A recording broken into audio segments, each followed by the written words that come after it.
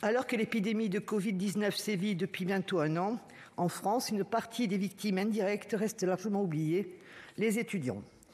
Devant la situation très préoccupante qu'ils vivent quotidiennement et l'absence de réaction suffisante du gouvernement, nous avons souhaité mettre à l'ordre du jour. Nous voulons alerter et proposer des mesures rapides et concrètes face à la montée de la précarité et des risques psychosociaux épuisant notre jeunesse. Cela fait plusieurs semaines que les témoignages affluent. Les étudiants veulent se faire entendre. Ils et elles nous disent combien leur situation est dégradée, matériellement et plus inquiétant encore, mentalement. La crise sanitaire a fait ressortir l'état de délabrement déjà présent des universités. La question est posée. Que pouvons-nous proposer à nos jeunes pour améliorer leurs conditions de vie et d'études, particulièrement dans le contexte sanitaire actuel, mais aussi à plus long terme ? Quelles perspectives voulons-nous offrir à notre jeunesse ? Les chiffres publiés ces derniers mois sont effrayants. Selon un sondage de la Fondation Abbé Pierre, 20% des jeunes ont eu recours à l'aide alimentaire lors de la crise sanitaire. La moitié des étudiants rapportent des difficultés à payer leurs repas et leur loyer. La précarité étudiante ne fait que se renforcer depuis des années face à un coût des études qui augmente et un logement très cher qui représente en moyenne 70% du budget. Alors que 36,8% des étudiants ont touché des bourses en 2019-2020, celles-ci ne permettent souvent pas de vivre sans travailler à côté et le cumul entre études et emploi est la première cause d'échec à l'université. À cette précarité grandissante s'ajoute le poids de l'isolement devant les écrans, qui mène un enseignement désincarné, sans contact humain, où ils peinent à suivre le rythme et à conserver leur motivation. Pour beaucoup, c'est la même journée qui se répète, comme en témoigne Marva, étudiante à Toulouse. Réveil 7h30, 8 heures d'écran par jour, repas, révision, dodo. Au début, on se dit que ça va aller, et puis on finit par craquer. Selon une étude réalisée sur 70 000 étudiants lors du premier confinement, 43% des étudiants sont affectés par un trouble de santé mentale, comme l'anxiété ou la dépression. Face à cela, les services de santé universitaires sont totalement saturés. Tout cela engendre un manque de perspective pour les étudiants. Les risques de décrochage ou de ne pas valider son année les inquiètent, mais aussi les stages annulés, l'entrée sur un marché du travail tendu ou l'impossibilité de partir étudier à l'étranger. À un âge où l'on prend l'habitude de son envol, de nombreux étudiants sont rentrés chez eux, chez leurs parents. Pour les enseignants, cette situation est également très difficile. Comment donner des cours interactifs face à une mosaïque d'écrans noirs ? Comment intéresser les étudiants qu'ils n'ont parfois jamais rencontrés, dont ils devinent les difficultés, sans pour autant avoir les moyens de les identifier et de les aider ? Le personnel administratif est lui aussi obligé de faire et défaire depuis des mois pour organiser les emplois du temps, en distanciel, puis en présentiel, tout en respectant les directives changeantes, imprécises et pas forcément adaptées aux réalités de terrain. Et il faut avouer que le décalage entre les protocoles sanitaires interpelle. Les commerces et les écoles sont restés ouverts, les étudiants en classe préparatoire et BTS suivent les cours normalement. Il y a une différence de traitement évidente et les étudiants à l'université se sentent à juste titre laissés pour compte. Les mesures sociales d'urgence arrivent au coup par coup. Quelques centaines d'euros par étudiant selon leur profil, avec un interlocuteur différent à chaque fois. Le CAF, le Crous, Pôle emploi, etc. La mise en place du ticket du restaurant universitaire à 1 euro pour tous est une très bonne chose. Mais je me suis inquiétée sur sa mise en œuvre lors de votre venue, Madame la Ministre, le lundi 1er février à l'Université de Bordeaux. Seuls 10 restaurants universitaires étaient ouverts sur 27 et il était impossible de prendre des repas sur place. Sous la pluie, les étudiants se regroupaient dans des voitures alors que la surface du restaurant universitaire permettait de mieux respecter les gestes barrières. Là aussi, les ordonnances venues d'en haut étaient aveugles à la réalité du terrain, créant des risques sanitaires supplémentaires qui doivent être évités. Et à la suite de votre annonce de vendredi qui a permis la restauration sur place, je suis soulagée, mais encore une fois, ceci aurait pu être envisagé plus tôt.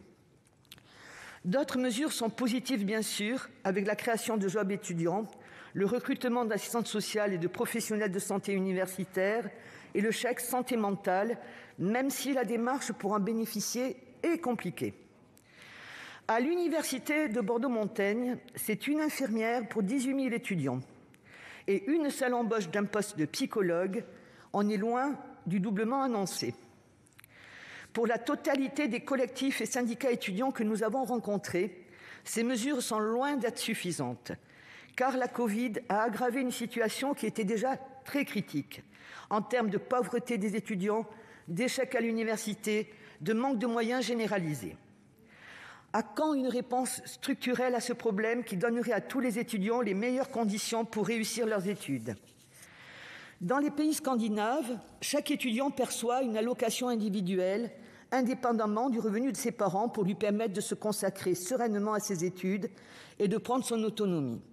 Alors oui, une telle mesure a un coût, comparable à celui du CICE ou la suppression de la taxe d'habitation. Mais ce n'est pas tant un coût qu'un investissement dans la réussite des jeunes, un investissement aussi pour casser le déterminisme social, cette plaie qui mine notre société française au système scolaire inégalitaire. Avec l'allocation d'autonomie, on reconnaît les étudiants comme des adultes à part entière, et c'est aussi un autre rapport qui se noue entre l'État et ces jeunes, fondé sur la confiance. Madame la ministre, nous vous demandons solennellement d'entamer une vraie réflexion sur ce sujet. Désireux de s'inscrire dans une démarche constructive et durable avec le groupe écologiste Solidarité et Territoires, nous avons écrit un courrier au Premier ministre qui vous a été également transmis, Madame la ministre. Dans celui-ci, nous appelons à un grand plan massif d'investissement dans les universités pour soutenir la jeunesse sur le court et le long terme autour des grands axes suivants. L'égalité de traitement de tous les étudiants, qu'ils soient en classe préparatoire, aux grandes écoles, à BTS ou à l'université. Le retour en cours des étudiants à 50% avec des moyens humains et techniques pour permettre le dédoublement des groupes et des cours hybrides, cours présentiels, diffusés aussi en distanciel, en faisant confiance à la communauté universitaire pour organiser au mieux et en fonction des contraintes et possibilités du contexte. Une sécurité financière accrue avec une aide d'urgence pour tous les étudiants, ainsi qu'une revalorisation significative des bourses et des APL. Des investissements sanitaires massifs dans les locaux universitaires en matière de ventilation et d'équipements numériques. L'inclusion de tous les étudiants avec une adaptation des examens à la situation sanitaire et l'assurance qu'aucun étudiant ne sera pénalisé en raison de l'épidémie. Une politique de recrutement sanitaire ambitieuse pour garantir un nombre suffisant d'assistantes sociales et de professionnels de santé auprès des étudiants, car pour le moment, le compte n'y est pas. Une politique de recrutement, donc sanitaire ambitieuse, je l'ai dit, une politique de santé mentale d'urgence avec un remboursement sans avance de frais des consultations de psychologie de ville.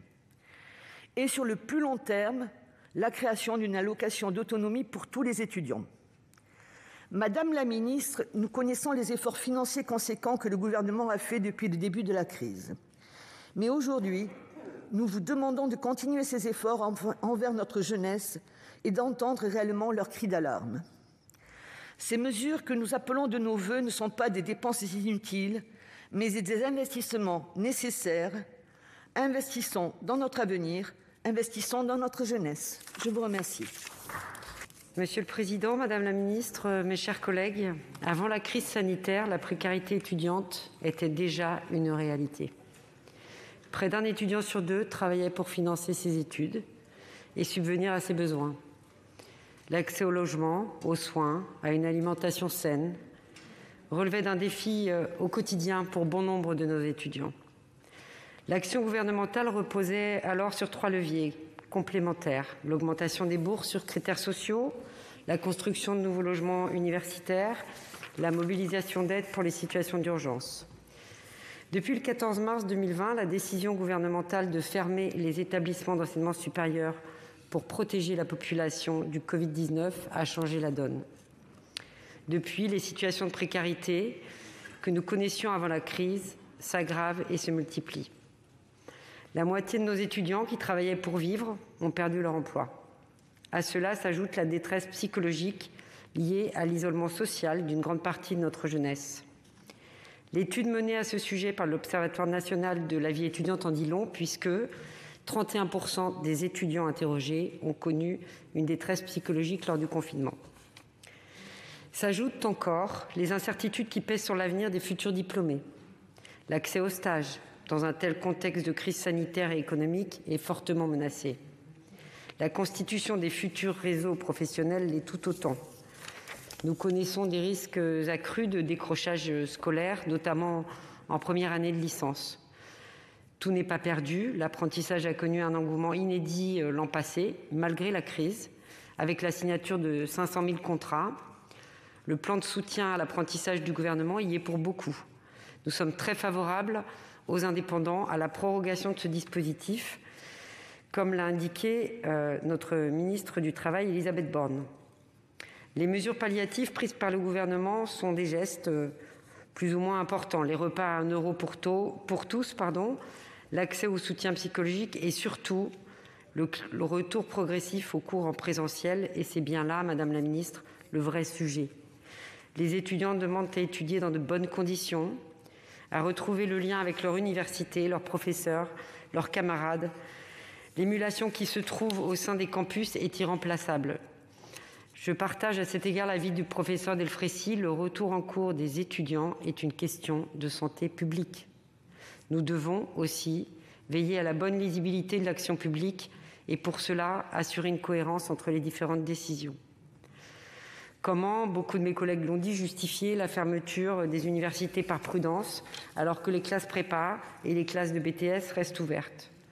Les étudiants demandent que leur avenir ne soit pas sacrifié. Ils demandent surtout à être écoutés et pris en considération. Fin janvier, le président de la République a annoncé une reprise partielle des cours en présentiel. Nous devons favoriser la souplesse des dispositifs. De nombreux étudiants ne pourront pas revenir étudier en présentiel 1 jour par semaine, faute de logement. Faisons confiance aux jeunes qui sont l'avenir de notre pays. Ne les infantilisons pas, ne condamnons pas leur avenir. Des milliers de jeunes enfants actuellement sont regroupés en classe de maternelle, en école élémentaire, partagent la même table de restauration, sans masque. De jeunes adultes qui peuplent des campus universitaires et de grandes écoles sont, je pense, capables d'être responsables, de respecter des gestes barrières. Si le risque n'est pas dans les amphithéâtres, où les étudiants seront masqués et distanciés, pourquoi ne pas limiter l'accès des restaurants universitaires aux repas à emporter ? Ce sont des centaines de milliers de jeunes qui baissent les bras et risquent d'abandonner leurs études. Nous devons trouver des solutions à court terme et à long terme pour faciliter la résilience de la jeunesse et éviter qu'elle ne paye sous une autre forme un lourd tribut à l'épidémie. N'oublions pas, elle est la richesse de la France de demain. Je vous remercie. Monsieur le Président, Madame la Ministre, mes chers collègues, samedi, je participais à Bagneux à une collecte alimentaire au profit des étudiants de cette commune populaire de mon département. Des personnes aux revenus très modestes donnaient ce qu'elles pouvaient, émues par les images de ces longues files d'étudiants attendant une pitance devenue leur seul repas quotidien. La solidarité est souvent exercée par les pauvres pour les plus pauvres qu'eux. Je garde en mémoire l'image de cette femme au panier de courses à peine rempli, offrant un paquet de pâtes et me demandant comment il était possible que dans notre pays, une personne qui accède à l'université puisse souffrir de la faim. Je n'oublie pas qu'en novembre 2019, par la loi de finances rectificative, votre gouvernement a supprimé 35 millions d'euros de crédits du programme Vie étudiante. En 2018 et 2019, ce sont 100 millions d'euros de crédits votés par le Parlement qui n'ont finalement pas été affectés à la vie étudiante par votre gouvernement. L'an passé, à l'occasion de la discussion des 4 lois de finances rectificatives, j'ai proposé des amendements pour apporter aux universités et au Centre national des œuvres universitaires et scolaires des moyens d'urgence pour leur permettre d'aider rapidement les étudiants. Par la voix de M. Darmanin, alors ministre de l'Action et des Comptes publics, le gouvernement m'avait expliqué qu'il n'y avait pas besoin de crédits budgétaires supplémentaires. La politique du « quoi qu'il en coûte » a ignoré les campus et la détresse estudiantine. Cet automne, nous avons discuté d'une loi de programmation de la recherche que le gouvernement nous a présentée comme le plus gros effort budgétaire depuis la Libération. L'université n'a bénéficié dans ce cadre d'aucune aide budgétaire supplémentaire, comme si les étudiants d'aujourd'hui ne seraient pas les chercheurs de demain. J'entends aujourd'hui les déclarations compassionnelles du gouvernement qui s'alarment du mal-vivre des étudiants. Mais la pandémie n'en est pas l'unique cause. Dans les universités, comme à l'hôpital, la crise sanitaire est la révélatrice d'une situation de sous-investissement chronique qui a fragilisé tout le service public de l'enseignement supérieur. Certes, cet état de carence de l'université n'est pas imputable à votre seul gouvernement. Cela fait une vingtaine d'années que l'État n'investit plus dans l'enseignement supérieur. Depuis 20 ans, l'université est soumise aux ciseaux malthusiens d'une hausse continue du nombre d'étudiants et d'une stagnation de ses budgets. Ainsi, le budget moyen alloué à chaque étudiant ne cesse de baisser depuis 10 ans. Cette année, il devrait passer sous le seuil symbolique des 10 000 €. En revanche, le budget moyen consacré aux étudiants des classes préparatoires n'a cessé d'augmenter. Il sera bientôt de 16 000 € per capita. Voilà votre choix politique. Cela fera bientôt 4 ans que votre gouvernement gère avec tous les pouvoirs les affaires de notre pays. L'heure est donc venue des bilans. Dans le domaine de l'enseignement supérieur, la politique menée par votre ministère ne se distingue en rien de celle menée par tous ceux qui vous ont succédé.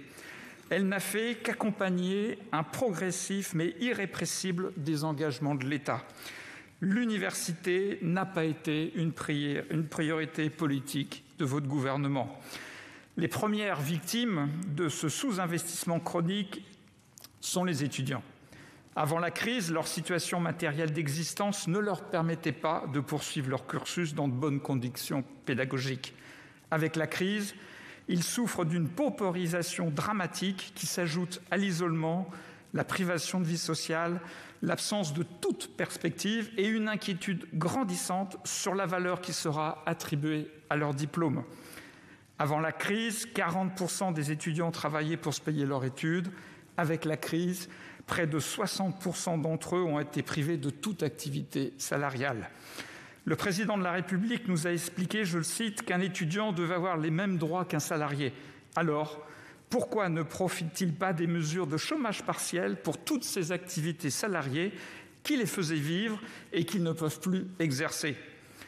Les étudiants n'en peuvent plus de souffrir de la faim, de la réclusion, du sentiment d'abandon, de la privation de tout ce qui faisait le bonheur d'être jeune et plus encore de cette impression terrible que votre gouvernement n'a pas de projet d'avenir pour eux.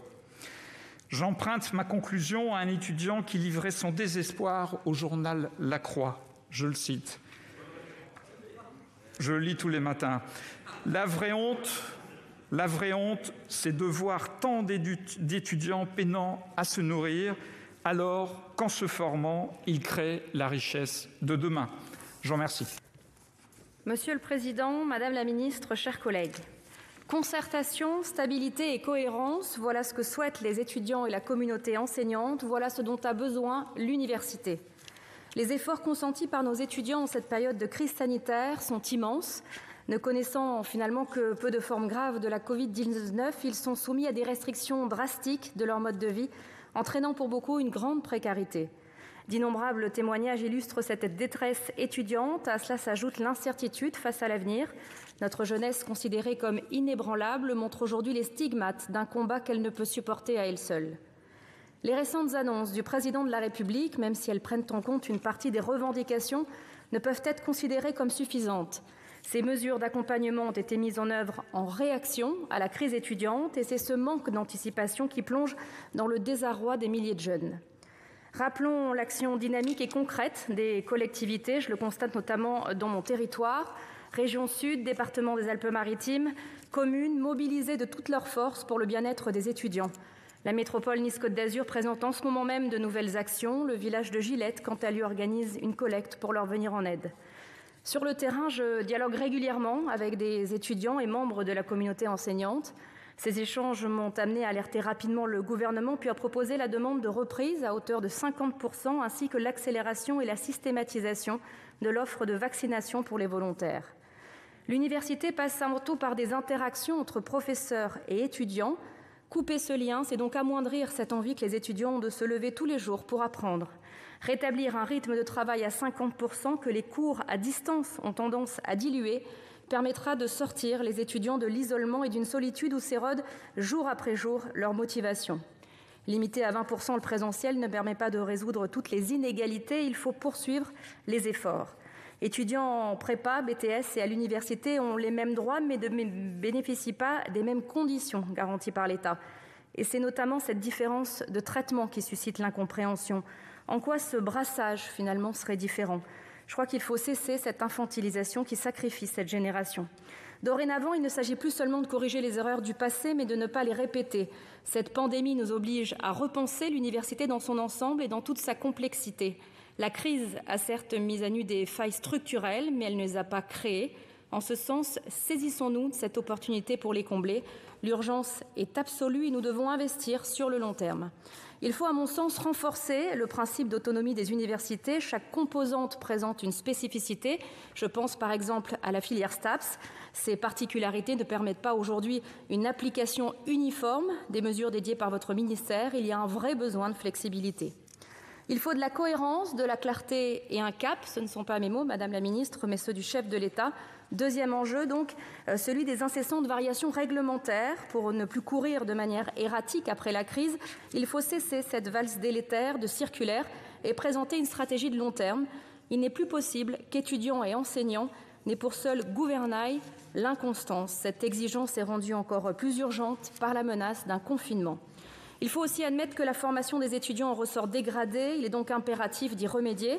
Pour cela, il faut non seulement préparer dès à présent la rentrée prochaine, mais aussi réfléchir à un plan de restructuration de l'enseignement supérieur. Pour terminer, l'effet de masse lié aux très bons résultats obtenus en licence réinterroge les modalités de sélection à l'entrée en master. Des pistes de réflexion existent, les universitaires les tiennent à votre disposition. La crise sanitaire possède le mérite de faire vaciller des certitudes établies, de questionner les discours dominants et de rappeler les décideurs à leur devoir d'humilité. Elle a aussi vu une remarquable mobilisation des établissements d'enseignement supérieur et de recherche pour assurer au pied levé, dans des conditions difficiles, la continuité de leurs missions académiques. La France gagnerait à se réconcilier avec les acteurs de ces territoires en abandonnant ces tentations récurrentes de concentration afin d'accepter de promouvoir une différenciation. Connaissance et reconnaissance vont de pair, c'est l'un des principaux défis des temps qui s'ouvrent. Le chantier est immense. Tout cela réclame ce qui a tant manqué jusqu'à présent, de l'anticipation, de la cohérence et des moyens à hauteur de l'enjeu. Monsieur le Président, Madame la Ministre, mes chers collègues, le malaise grandissant des étudiants affectés par la crise Covid inquiète. Leur précarité augmente massivement et accentue des situations déjà très fragiles. Les effets délétères de la situation et l'anxiété qu'elle génère montrent des conséquences graves sur leur santé mentale des jeunes, accrues par l'isolement et les cours à distance. Décompensation, stress, dépression, idées de suicide. Les signaux de détresse et de souffrance psychologique sont multiples, même si les statistiques disponibles sont globalement insuffisantes. Les difficultés économiques sont provoquées en particulier par l'arrêt de nombreux jobs étudiants. Près de 6 sur 10 ont réduit ou arrêté leur activité rémunérée en rendant leur location, entraînant ainsi l'arrêt de leurs études. Les demandes d'aide alimentaire concernent massivement ceux-ci. Elles représentent à ce jour près de 30% de l'augmentation.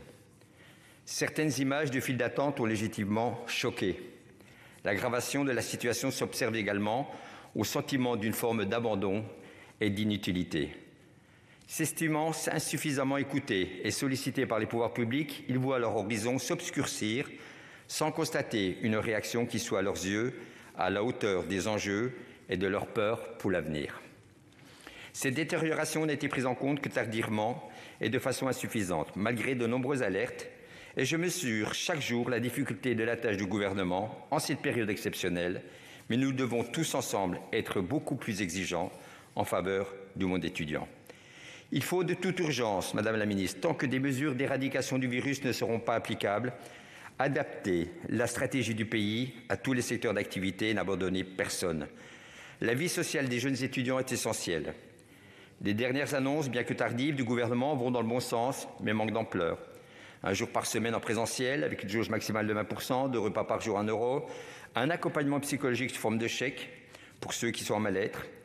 En tout cas, la décision toute récente leur permettant de manger dans les espaces Crous avec un protocole sanitaire renforcé, va dans le bon sens et accompagne utilement leur retour très partiel. Et je tiens à vous remercier pour votre engagement décisif en ce sens, Madame la Ministre. Je ne néglige pas d'autres aides décidées depuis le début de la crise, avec les ressentis, parfois en décalage, avec les ressentis de terrain et les vécus en temps réel des étudiants.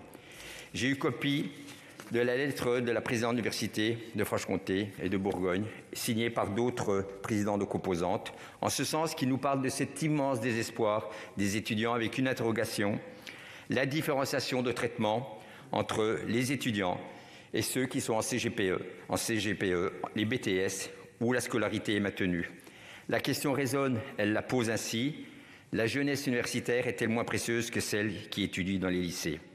Il nous faut donc des priorités. Donner priorité aux échelons locaux de proximité les plus aptes à prendre en compte les difficultés sociales des étudiants. Régions, départements et villes ont un rôle plus important à jouer.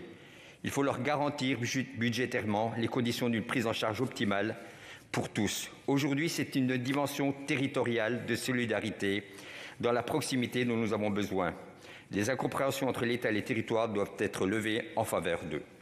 Donner priorité à un calendrier de reprise des cours en présentiel, en liaison avec une campagne volontariste de tests et de vaccination.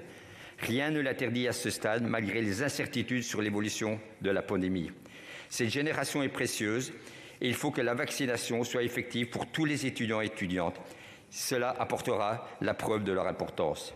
Donner priorité à l'action des collectivités locales pour accepter la mise en place des dispositifs d'emploi, de formation, de stage adaptés à la période. Donner priorité à chaque université dans sa singularité et son autonomie pour trouver des solutions appropriées à ses propres difficultés.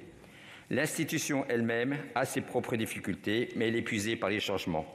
Et enfin, donner priorité à la réflexion sur l'ensemble des dispositifs et critères d'aide, de bourses et de revenus étudiants, de façon sérieuse, sans excès idéologique mais sans tabou. Nous sommes pour une prise en compte améliorée des inégalités constatées ou vécues, sociales comme territoriales. Chaque étudiant doit pouvoir vivre dignement dans ses études et non de ses études.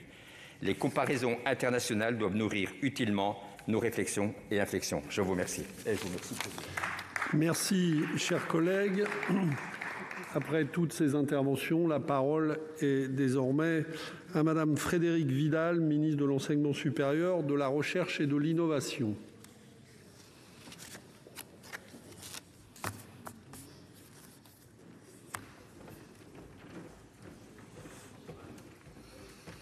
Merci, Monsieur le Président.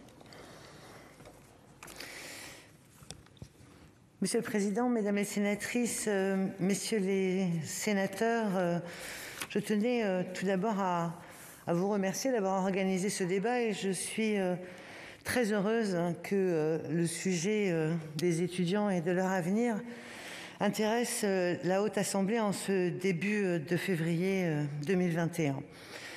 Cette prise en compte de ces difficultés, pour ma part, elle a eu lieu, et vous le savez, parce que nombre d'entre vous ont pu m'accompagner sur de nombreuses visites sur le terrain dès le premier confinement. Dès le premier confinement, les étudiants comme les enseignants au sein des universités ont alerté et ont dit que nous devions préparer cette rentrée universitaire. Et je tiens à remercier l'ensemble des personnels parce que c'est ce qu'ils ont fait durant tout l'été et je crois que nous pouvons collectivement leur rendre hommage. Alors oui, à un âge où l'on rêve de tous les possibles, à un âge où l'on entre dans l'enseignement supérieur, c'est très difficile que l'avenir se résume finalement à un écran. Il y a un besoin immense de retrouver du lien social, un besoin immense de retrouver du lien humain pour les étudiants, entre eux, avec leurs camarades, mais aussi avec leurs professeurs, et pour les professeurs, parce qu'il est extrêmement difficile d'enseigner sans avoir le regard des étudiants qui questionnent. Alors la question, elle a été posée, je vous le disais, dès la sortie du premier confinement, avec une incertitude qui ne vous aura pas échappé sur les conditions sanitaires. Et les établissements ont travaillé sur plusieurs scénarios. Ils ont travaillé sur une reprise en présentiel que nous souhaitions tous et qui a pu se faire pour quelques semaines, malheureusement. Et puis, une reprise en demi-jauge lorsque les cas de cluster ont commencé à apparaître dans les établissements, mais aussi lorsque un certain nombre de responsables politiques ont qualifié la situation dans les facultés de catastrophique Et on crut bon à ce moment-là de dire que la jeunesse était facteur de transmission de ce virus. J'ai toujours défendu le fait que les établissements d'enseignement supérieur n'étaient pas des lieux où l'on se contaminait lorsque l'on suivait ces enseignements. Mais ça va me permettre de répondre à l'une de vos premières interrogations. Je pense que vous avez tous, un jour ou l'autre, fréquenté un campus universitaire.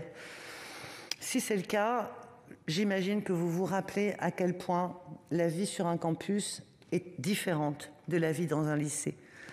Alors oui, certains étudiants en études supérieures, parce qu'ils étaient dans des conditions d'études au sein d'un lycée, ont pu continuer à bénéficier de cours en présentiel, au moins avec des jauges à 50%. Et j'allais dire, c'est déjà ça. Et puis, dans les établissements, des photos, des réseaux sociaux, des balances à fac ont fait que petit à petit, l'idée s'est installée que les facultés étaient des lieux de contamination. Et les recommandations des spécialistes, des conseils divers et variés, ont estimé qu'il était essentiel de fermer les établissements d'enseignement supérieur. C'était le début du second confinement et la réaction portée par le gouvernement a été de refuser la fermeture des établissements d'enseignement supérieur. Alors effectivement, il y avait peu d'étudiants, mais croyez-moi, pour ceux qui ont pu continuer à aller dans les bibliothèques universitaires, pour ceux qui ont pu continuer à bénéficier des salles de ressources, avec l'accès aux ordinateurs, avec l'accès au réseau, étaient contents que les universités ne soient pas entièrement fermées. Et puis, pour toutes les disciplines qui avaient des travaux pratiques, pour toutes les écoles dans lesquelles il était essentiel de maintenir les enseignements en présentiel, ils ont pu être maintenus. Alors, oui, c'était très peu d'étudiants, entre 7 et 8% qui fréquentaient les établissements, mais néanmoins, vraiment, la volonté des établissements a été de ne pas fermer. Et dès le mois de novembre, nous avons commencé à travailler des protocoles sanitaires. Et ces protocoles sanitaires, ils devaient être capables de s'adapter à tout, y compris à la remontée du taux de contamination, y compris à l'apparition de variants. Et c'est pour ça que c'était long, et c'est pour ça que c'était compliqué. Parce que vous l'avez dit, vous avez été plusieurs à le dire, il n'y avait rien de pire que d'annoncer, puis de changer d'avis, puis de recommencer. C'était ce dont les établissements ne voulaient pas.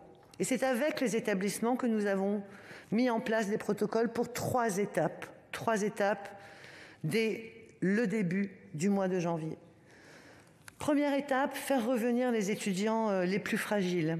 Et croyez-moi, les enseignants étaient capables de voir à quel point, pour des étudiants internationaux, pour des étudiants ultramarins, pour des étudiants qui vivaient extrêmement difficilement le confinement et les cours à distance, il était essentiel de les faire revenir par petits groupes et de les faire rencontrer d'autres étudiants, d'où l'importance et le rôle des tuteurs.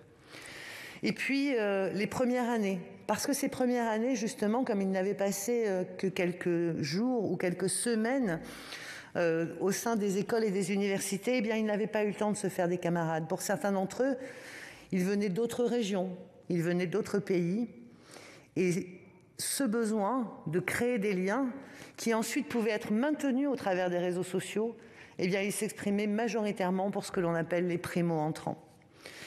Et puis la 3e étape, le 3e protocole, c'était être en capacité de faire revenir tous les étudiants, quel que soit leur niveau, sur les campus.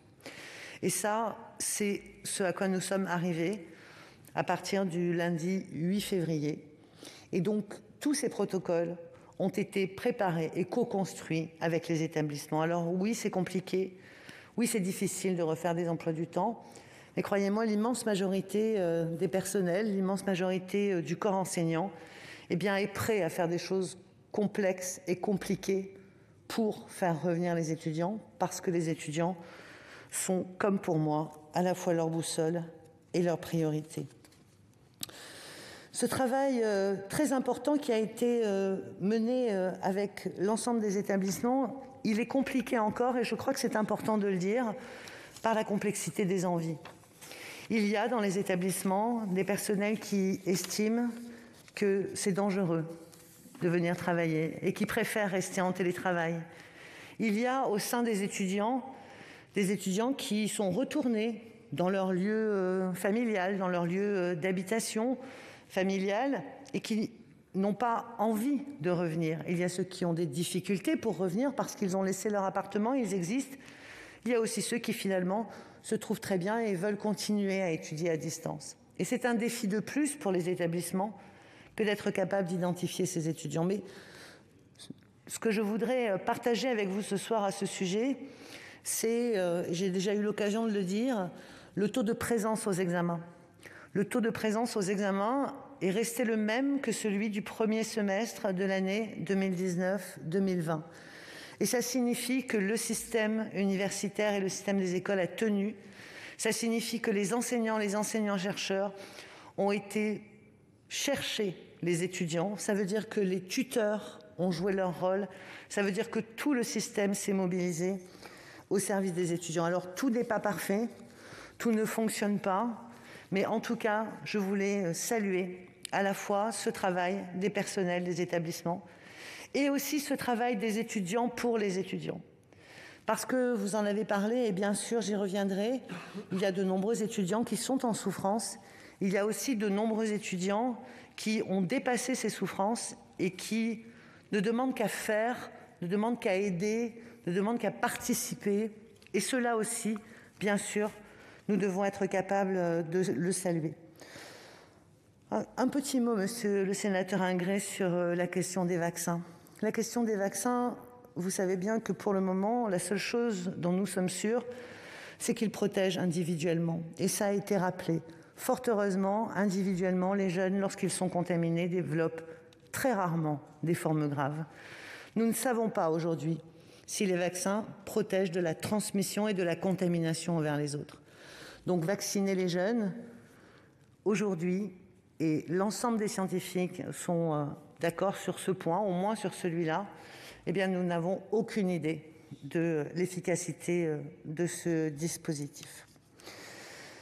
Les difficultés économiques des étudiants, ça a été rappelé par plusieurs d'entre vous et je vous en remercie, elles ne datent pas d'hier, effectivement, mais elles ont été amplifiées par cette crise où effectivement les étudiants ont perdu ce qu'on appelle les petits jobs, les jobs étudiants.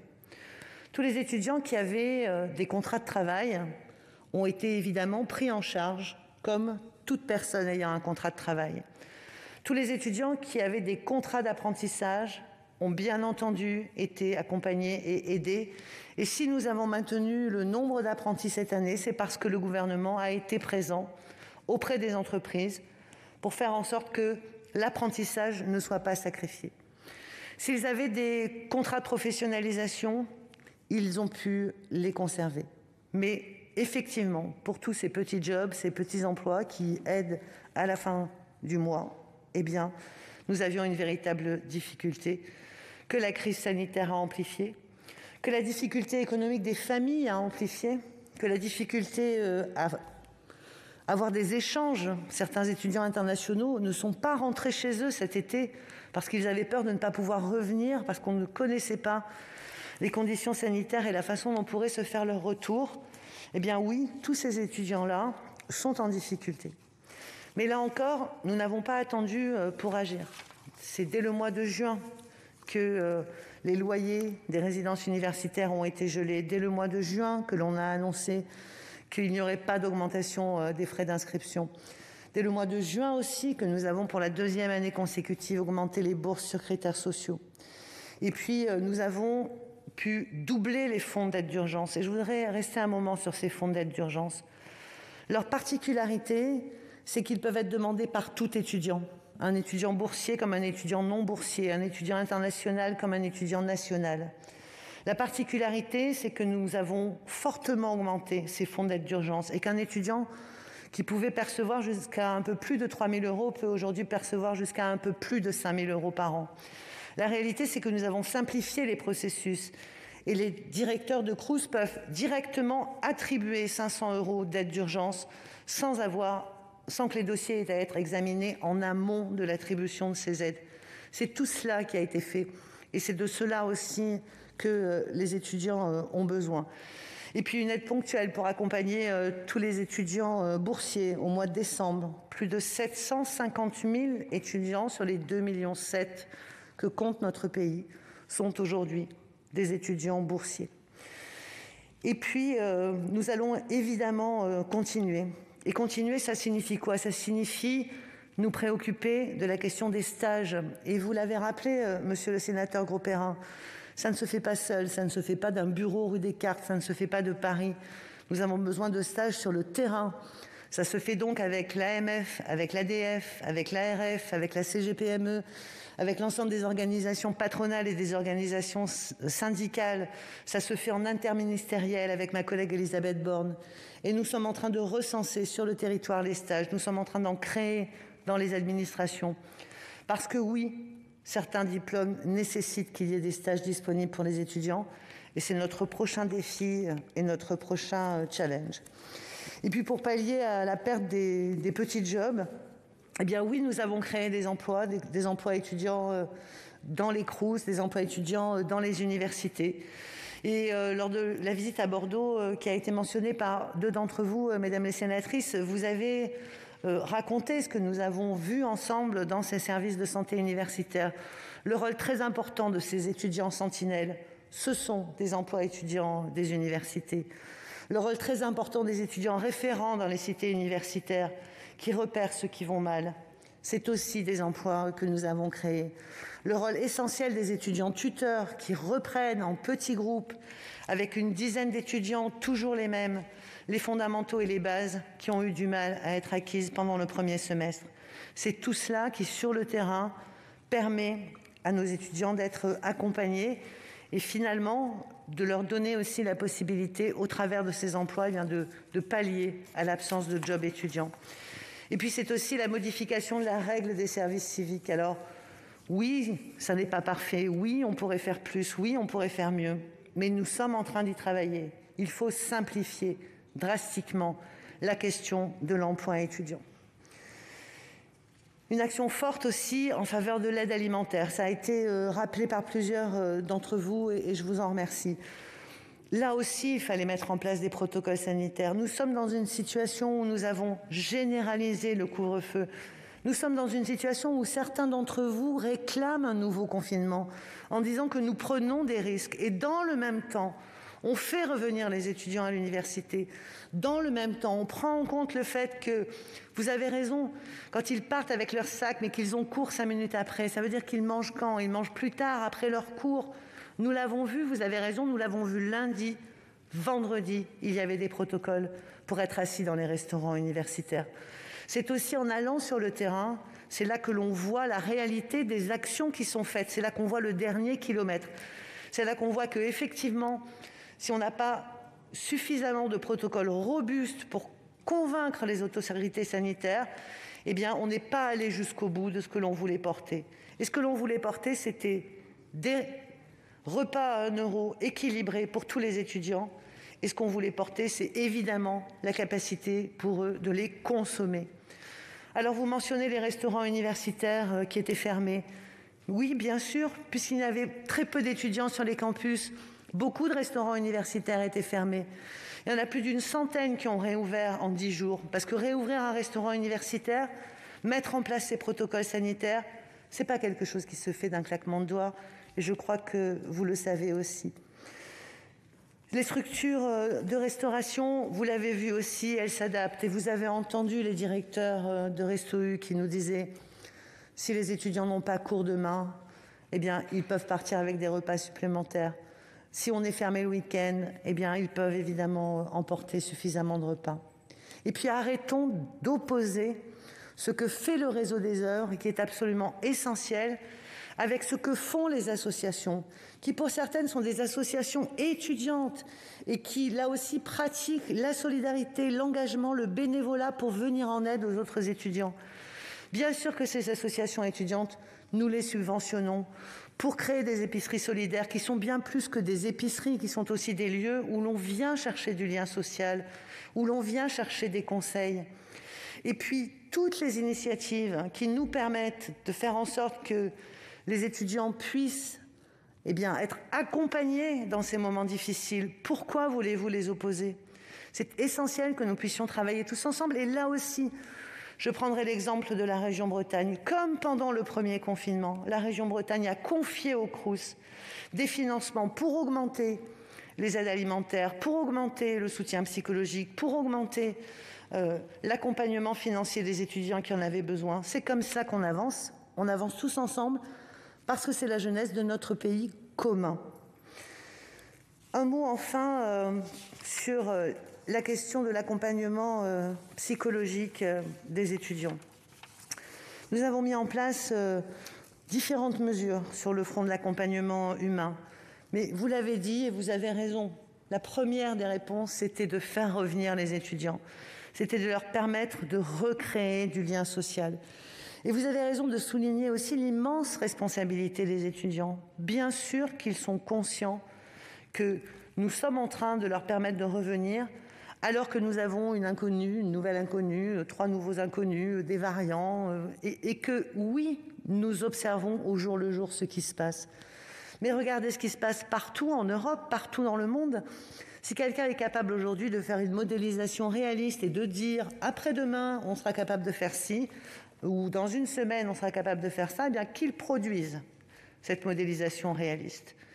Oui, nous sommes dans l'incertitude. Oui, l'incertitude génère du stress. Oui, c'est vrai pour l'ensemble de nos concitoyens. Et oui, c'est encore plus vrai à un âge où on a besoin de construire ces certitudes, à un âge où l'on se construit soi-même. C'est pour ça qu'il était essentiel de pouvoir faire de l'accompagnement et du suivi des étudiants fragiles. Les tuteurs, les étudiants référents, les étudiants sentinelles, c'est de l'accompagnement des pairs, par les pairs. C'est ce qui fonctionne le mieux. Les étudiants ont du mal à dire qu'ils vont mal à d'autres personnes qu'à leurs camarades. Et ça, c'est une réalité. Et ça, sur le terrain, tout le monde vous le dira aussi. Cette mise en œuvre, elle nécessite que pour chaque demande, nous ayons une réponse appropriée. Et puis, vous étiez à Bordeaux, donc vous avez entendu aussi cette psychologue dire « il ne faut pas tout médicaliser ».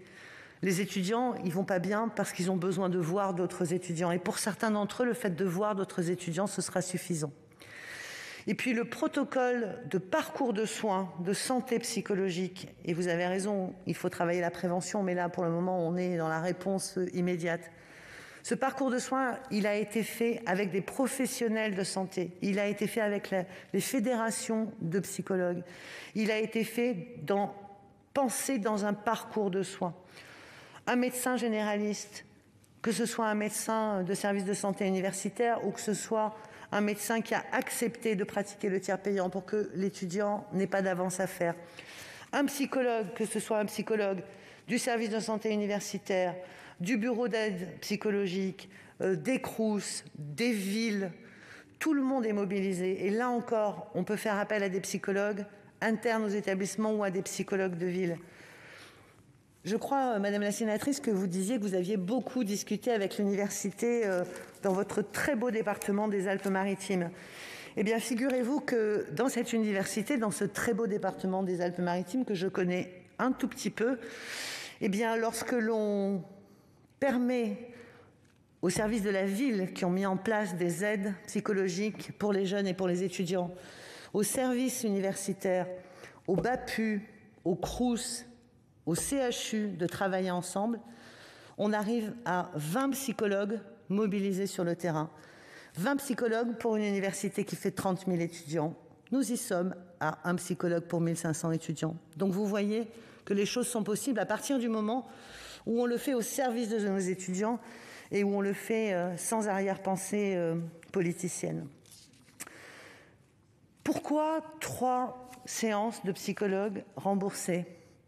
Ou plutôt 3 séances de psychologues pour lesquelles les étudiants n'ont aucun frais. Parce que c'est ce que nous ont dit les spécialistes. Où les choses se règlent en 3 séances, où on a besoin d'un parcours de soins plus long. Donc les choses sont simples. Il y a 3 séances qui sont prises en charge, et au bout des 3 séances, soit l'étudiant va mieux, soit l'étudiant a besoin de continuer dans le parcours de soins, et bien sûr, il continue dans ce parcours de soins sans avoir d'avance de frais à faire. C'était toute l'idée de construire le parcours de soins dès le départ. Et c'est comme ça qu'on est capable d'accompagner les étudiants qui le nécessitent vers des soins qui peuvent relever de la psychiatrie et non plus seulement de la psychologie. Et là encore, vous avez raison, vous avez répété en permanence le mot « confiance ». Mais je ne fais que ça. Je fais confiance aux établissements parce que je sais à quel point ils ont à cœur aussi la santé psychologique des étudiants. Et je fais confiance aux maires des villes universitaires et je fais confiance à l'ensemble des professionnels de santé parce que tous veulent le bien-être des étudiants, parce que les étudiants, c'est effectivement, et ça a été dit, le bien commun de la nation. Je ne peux pas conclure sans répondre à un certain nombre d'inexactitudes que j'ai pu entendre.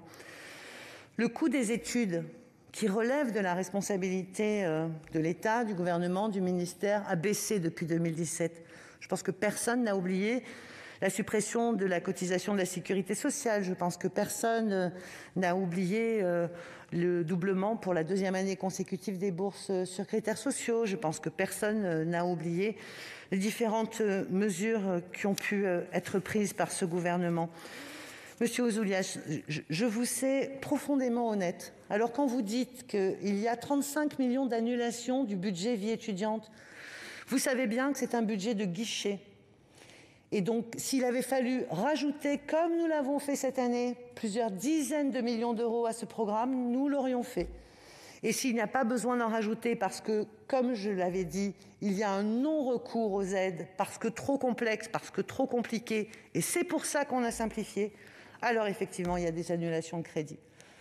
Mais croyez-moi, ce programme est un programme qui sera toujours abondé du nécessaire, et je crois que j'en ai fait la preuve sur ces 4 dernières années. Ce programme a été abondé dans les différents projets de loi de finances rectificatifs. Ce programme est abondé autant que de besoin. Une fois de plus, c'est un programme de guichet. Oui, il y avait un sous-investissement massif dans l'université. Le plan étudiant a permis de réinvestir 1 milliard d'euros simplement pour le premier cycle universitaire. Je ne dis pas que c'est parfait. Je dis en tout cas que si on n'avait pas injecté ce milliard d'euros, alors oui, il y aurait eu un problème encore plus grand au sein des universités. On a parlé de l'entretien des bâtiments universitaires. Depuis combien de temps est-ce qu'on dit qu'il faut les entretenir ? C'est 1,3 milliard d'euros qui sont débloqués pour que d'ici la fin 2022, il y ait plusieurs milliers de bâtiments universitaires, de restaurants universitaires, de résidences universitaires qui soient remis aux normes. Et au passage, ça fera du bien à la question de l'écologie. Voilà, pour conclure, je voudrais vous dire que, évidemment, vous l'avez compris, ce qui se passe aujourd'hui dans le monde universitaire et ce qui se passe avec les étudiants, c'est ma préoccupation de tous les jours. Et ce que je voudrais vous demander aussi, c'est de faire très attention, s'il vous plaît, aux mots que vous employez. Non. Cette génération n'est pas une génération sacrifiée. Si nous leur disons ça, eh bien alors nous allons les démoraliser. Plus encore, non. N'ajoutons pas encore des difficultés à ces étudiants. Ne les traitons pas de morts vivants. C'est terrible. Faisons-leur confiance. Aidons ceux qui en ont besoin. Restons ensemble pour aider tous ceux qui en ont besoin. Et surtout, reconnaissons à quel point nous avons besoin que notre jeunesse garde confiance. Et pour que notre jeunesse garde confiance, il faut aussi que nous ayons confiance dans le système d'enseignement supérieur qui forme notre jeunesse. Je vous remercie.